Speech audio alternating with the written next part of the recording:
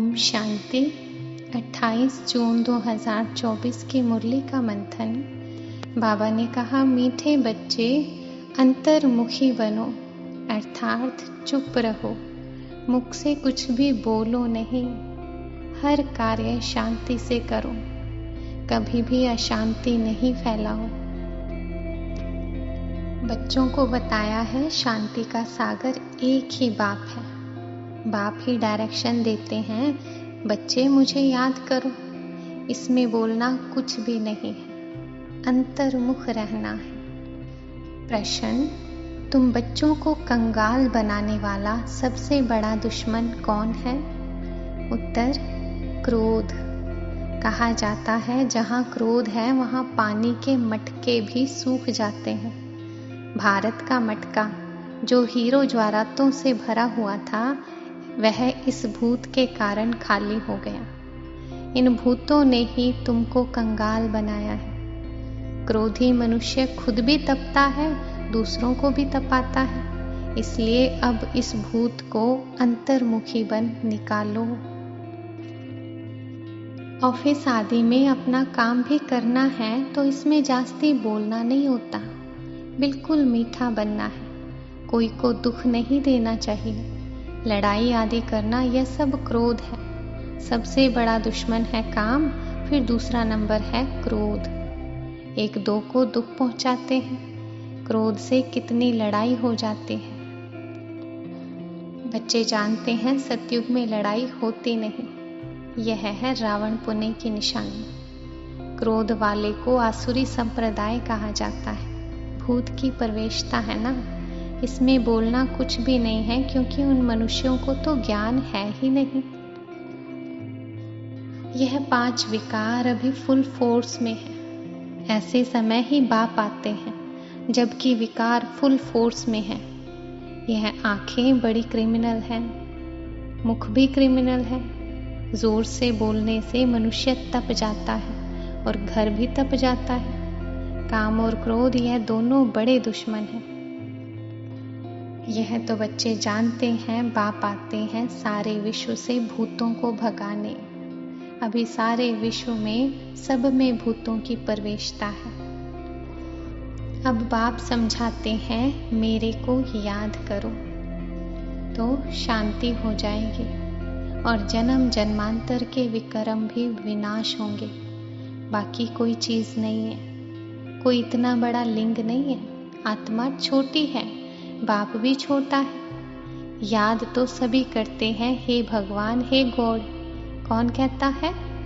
आत्मा कहती है, अपने बाप को याद करते हैं। तो बाप बच्चों को कहते हैं, मन मना भव, मीठे मीठे बच्चों अंतर्मुख हो कर रहो। बाप इस पुरानी दुनिया से नफरत दिलाते हैं।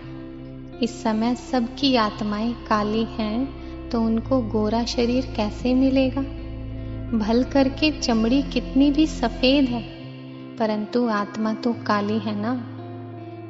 जो सफेद खूबसूरत शरीर वाले हैं, उनको अपना कितना नशा रहता है। मनुष्यों को यह पता ही नहीं पड़ता कि आत्मा तो काली है, तो आत्मा गोरी कैसे बनती है। इसलिए उनको कहा जाता है नास्तिक। जो अपने बाप को और रचयिता को नहीं जानते, रचना के आदि मध्य अंत को नहीं जानते, वह है नास्तिक। जो जानते हैं वह है आस्तिक। शरीर याद भी ना आए तब ऊंच पद पा सकते हैं, इसलिए 8 रतन गाए जाते हैं। तुमको ज्ञान रतन मिलते हैं रतन बनने के लिए। कहते हैं भारत में 33 करोड़ देवताएं थे, परंतु उनमें भी 8 रतन पासवीं ऑनर होंगे, उनको ही प्राइज मिलेगी, जैसे स्कॉलरशिप मिलती है ना। तुम जानते हो मंजिल बहुत भारी है। तुम यह भी जानते हो 5000 वर्ष में कितने मास, कितने घंटे, कितने सेकंड होते हैं। कोई हिसाब निकाल तो सकता है ना, निकाले तो निकाल सकता है। फिर यह जो झाड़ है उसमें भी फिर यह लिख सकते हैं कि कल्प में इतने वर्ष, इतने मास, इतने दिन, इतने घंटे, इतने सेकंड होते हैं। मनुष्य कहेंगे यह तो बिल्कुल एक्यूरेट बताते हैं, 84 जन्मों का हिसाब बताते हैं, तो कल्प की आयु क्यों नहीं बिल्कुल एक्यूरेट बताएंगे। वरदान, ईश्वरीय विधान को समझ विधि से सिद्धि प्राप्त करने वाले फर्स्ट डिवीजन के अधिकारी भव। एक कदम की हिम्मत तो कदमों की मदद ड्रामा में इस विधान की विधि नूंधी हुई है। अगर यह विधि विधान में नहीं होती तो सभी विश्व के पहले राजा बन जाते। नंबरवार बनने का विधान इस विधि के कारण ही बनता है। तो जितना चाहे हिम्मत रखो और मदद लो, चाहे सरेंडर चाहे प्रवृत्ति वाले हो, अधिकार समान है, लेकिन विधि से सिद्धि है।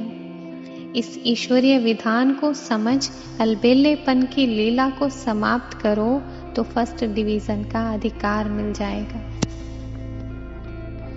स्लोगन, संकल्प के खजाने के प्रति इकोनॉमी के अवतार बनो। ओम शांति।